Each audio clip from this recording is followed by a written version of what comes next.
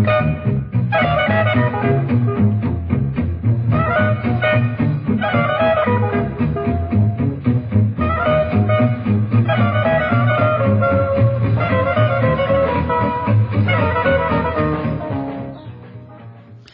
and welcome everybody, and today I would like to explain you how black is going to fight against the fried liver attack.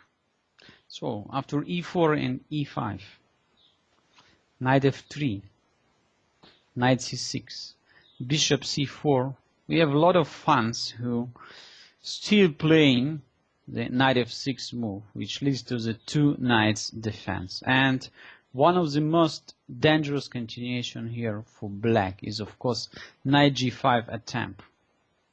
And we studied in our previous lesson about the fried liver that black extremely difficult to survive after d5, e takes d5, and knight takes d5. Why? The main reason that white is having just great opportunity to fight the piece after knight takes 7, which leads to the situation when white is keeping long-term pressure, long-term attack over the black's king, which will be stuck in the center after king takes f7, queen f3, king e6, and knight c3.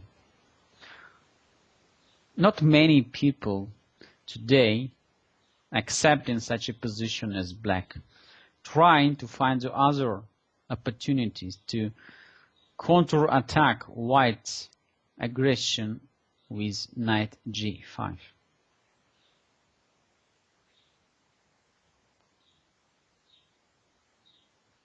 So just many years ago already, the chess players, and probably is Carl Traxler, discovered it's very unusual and quite brilliant resource in this position. So black, instead of playing d5, just completely forgetting about white's threat over the f7 pawn and plays here bishop c5.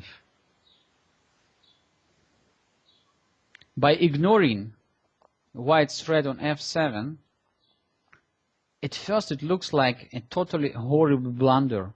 What is the point we have underestimated behind this move? When we look at knight g5 move more carefully, we can see the obvious problem. Look at that. White already played one move with the knight, and now white is playing the second move. So by playing move knight g5, white has broken the well-known opening principle. Don't move the same piece twice in the opening. So that's the reason black taking advantage of this irregular developing move like bishop like knight g5, and develop his pieces in the gambit style bishop c5. So black is also now looking towards the white's weakest spot in the position, pawn on f2. The Traxler counterattack has been subject of amateur chess players for decades, and nowadays even professionals pay attention to this very aggressive counter gambit opening, because knight g5 becomes even pretty common, even serious tournament and in serious practicing. I just like to name a few players who are still using this knight g5 moves, like one of the top players, Alexander Morozevich, and bishop c5 Traxler counterattack used even by Alexander Belavsky in his famous game against Anatoly Karpov, and then later on against Vishy Anand in 1991. The novice player, of course, would probably go for the most obvious move, knight takes f7, as white not only takes the pawn, but also forks the queen and the rook. Black, however, answers in the courageous style. Look at that. So Black's look is completely losing position after knight takes f7. White is just winning rook at least. But here comes bishop takes f2 check. This is the main and the most important point of this Traxler counterattack. It's so funny to see just after 5 moves, both pawns f2 and f7 have been removed by the minor pieces. White already is having to solve here quite serious problem, because the obvious king takes f2 is a very risky move according analysis. Like in checkers, black offers more and more material for just one idea: to lure the white king right away from its camp under the fire of all the black pieces. So white is obligated to switch from the attacking aggression mode to the defensive mode. Knight takes e4 check. Right now, black is already piece down and rook on h8 is gone. Indeed, white's king is very exposed and black can exploit this to build a very strong attack. Already here in this position, white is having white choice. So, first of all, let's look what happened in case white king is going immediately forward and attacking black's knight on e4. Already in this position, black is having a few opportunity. Let's check. First of all, we can try keeping the knight on e4 after queen h4. Now, knight takes h4, h8 leads to the very big trouble. Queen f4 check. King e2. Queen f2 check. King d3. Unfortunately, white's king is not going to survive anymore. After knight b4 check, king takes e4, queen f4, white's king is going to be checkmate in the center of the board.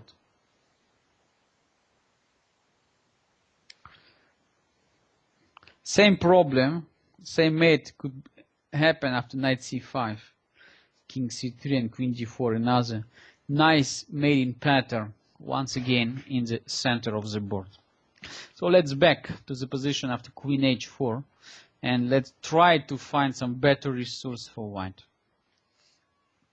Pay attention that black is continuing his attack having piece and rook down.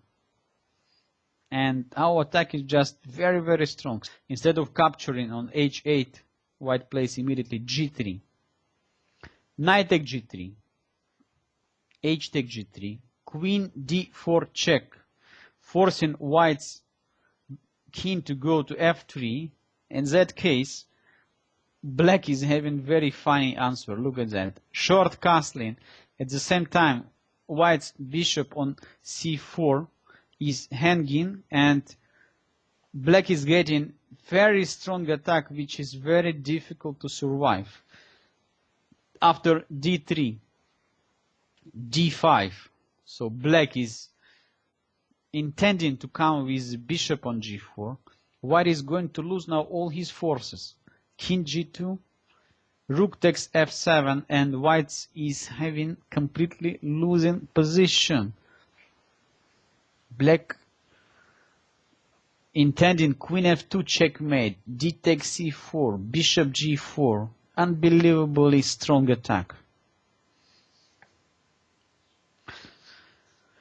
Also, if we look at the position after knight takes f7, let's back here, that after king e3, just like to show you another idea. Black even could play queen e7, not going for queen h4. And even here, white's position is extremely risky.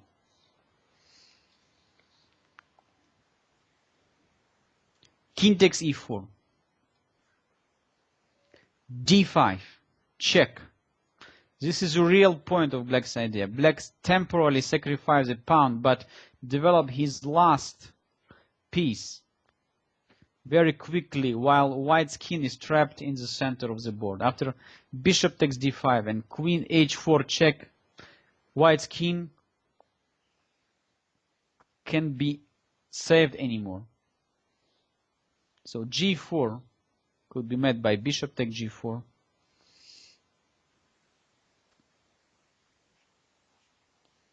King f3 is not so great. Quite easy, understandable, yeah? Bishop g4 check. And the queen is gone. King e3. Black just simply answers. Queen d4 check. King e2 and queen takes d5, intending queen takes g2, bishop g4, knight d4, queen takes f7. So white is just completely losing. So that's why in such a situation it's extremely white to think about capturing this knight on e4. But if we are not capturing what to do, so black is just intending to bring his rook to f8, d5 is also in the air, queen c5 taking the bishop on c4, knight takes h8, unfortunately doesn't solve the problem. Queen g5 check only now. So when knight already left f7 square, so and g5 is just free for our queen. King takes e4 only move. And d5. Funny, black is having a rook and two pieces down, but white's king is under fight of all black's pieces. And it's not a big surprise that white's position is completely lost. Bishop takes d5. Bishop f5 check. So everything is forced. Black is inviting all the fresh weapons into the battle. White's king tries to run back home without any success. King f3. Queen f4 check. Black forces white's king to go to e2, allowing the knight on c6 to gain the perfect center square with the check. King e2. Knight d4 check. Look at the white pieces. One minor piece is buried in the black's camp. The rest are just out of business on the back rank. After king e2, black simply could play knight takes c2, winning the queen and of course the game. Let's back. So probably there is very big problem in such a position for white after bishop takes f2 check and knight takes e4. Let's try to find out if after king knight takes e4 there are better opportunities than king e3. Move like king e1 is also not solving all the problems because black is coming instantly with his queen to h4 check. So now definitely white cannot move his king because checkmate. Same would happen in case of king e2. So similar combination already we checked out before. So after queen d4 there is a checkmate. So white's only answer is g3. And knight take g3 sends to the hanging position of the rook on h1 and unprotected the bishop on c4. Black's attack is easily continuous when all white forces is doomed. Rook g1 only move. Knight e4 check. King e2. Queen f2 check, king d3, and where do we start it? Knight c5, king c3, and queen d4 checkmate. So just these two lines already shows how dangerous white's position could become after white suddenly captured the black's bishop after bishop takes f2 sacrifice. So let's back to this critical situation and try to find some better option for white. So we checked king e3, we checked king e1. Probably king e2 is even more dangerous because after queen h4 and then d5, so black is also intending bishop g4 move at the same time. So it cannot be recommended. Maybe we try here the move king g1. Maybe it's the only continuation for white. So white is trying to find the safe place for the king, avoiding going to the center, but trying to be protected with white forces.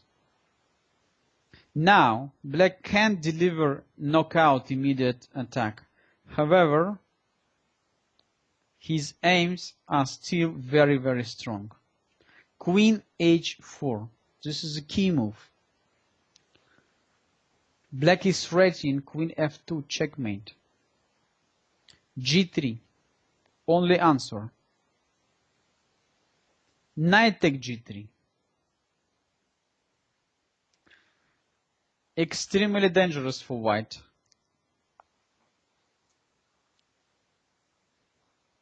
What to do? What to play in such a situation?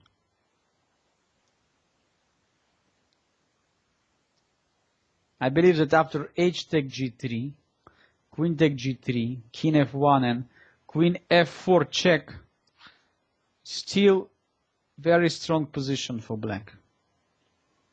So black is also intending to capture the bishop on c4. Also rook f8 next is possible. Also d5.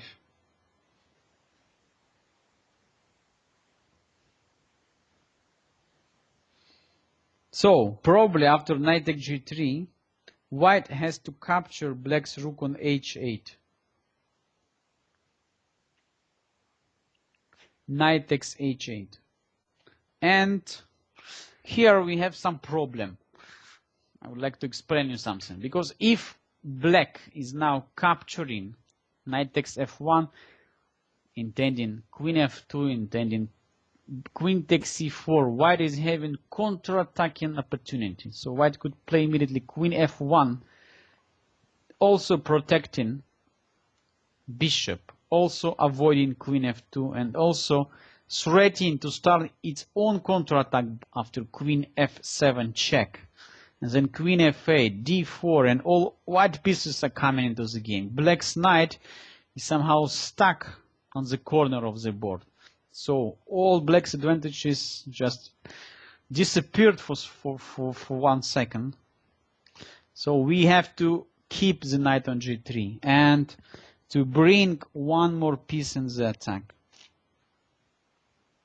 Knight d4. Important resource. Only this move, which brings the knight into the attack, helped black to maintain the initiative. Once again, I would like to remind you that white is having now piece and rook up, but white's position extremely dangerous. Let's say in this situation, what moves you could recommend? First of all, it's the most obvious could be c3, trying to get rid of black's knight on d4. But this move is probably losing immediately after knight e4. So black is having two cavalry knight in the center of the board and intending queen f2 checkmate. Now, if white is trying to prevent it somehow, let's say after queen f1, that black is winning instantly after queen g4 check, all is forced here. Black easily finished off the white's king because he's just having full domination. Queen g2, queen d1 check. So now bishop f1 will be met by knight f3, almost smoothed mate. Only answer is queen f1, knight f3 check, king g2, knight h4 check, now forcing white's king to go to h3 because king g1 will be met by queen g4 check and the mate is coming, so g2 square is not under white's control anymore and king cannot leave to f2 because knight is controlling f2 square, so queen g2, queen take g2. That means that white has to move his king ahead after king h3, and we just involved the last piece in the game, d5. King takes h4, only answer, and look at that, g5 checkmate. So white's king is going to find his death on the corner of the board from the black's g pawn. Can you imagine it? From the fried liver attack to get into such big trouble. Let's back and try find some other opportunity for white. So queen f1 doesn't matter here, doesn't work. After queen g4 check. What else? So after knight e4. I just seen that maybe after knight e4 white could try playing here. Very unusual move. You would never believe such a move could be played. Queen h5 check, look at that. We are trying to eliminate black's most dangerous piece, queen takes h5 and bishop f7, because white is having such great material advantage that white is trying to get rid of the black's initiative by sacrificing back all the material. But here, of course, black cannot play king takes f7, but knight c2, black is taking the rook on a1, gaining a large material advantage. So now knight is coming to a1. It's not a question here, so black is fine.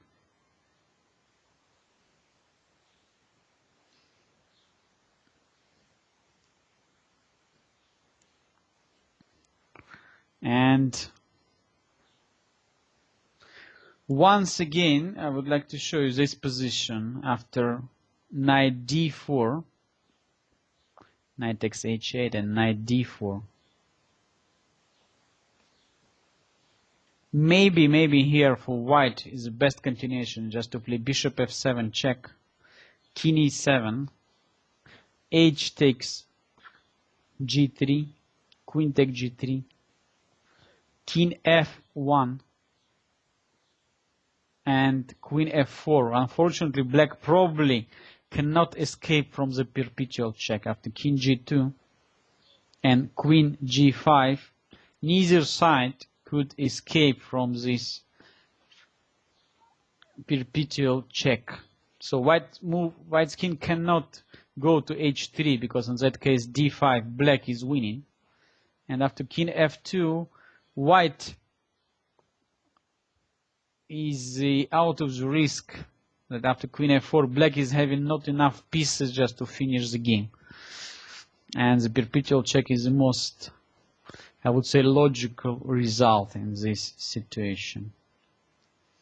So let's back once again. We're looking today quite a lot of very complicated, very interesting lines, but all the lines are playable because two factors. Black is having better development and vulnerable position of the king in the center led black to launch a very strong attack. So after bishop takes f2, probably white shouldn't take the bishop. So on the next lesson we will try looking at that position, what would happen in this situation when white doesn't capture on f2. So capturing leads to the very dangerous situation after knight takes e4. So our main question would be how to play for black after king f2, which looks extremely strong continuation. So in that case, really we are having like real sacrifice. So because after king f1, black's only continuation is queen e7 and knight takes h8. And we could ask the question, is that compensation real? And if black could continue playing here, having the full rook down with just some compensation like better development. Please continue watching my second lecture about the Traxler counter gambit next week. Thanks everybody for watching and see you next time. Bye.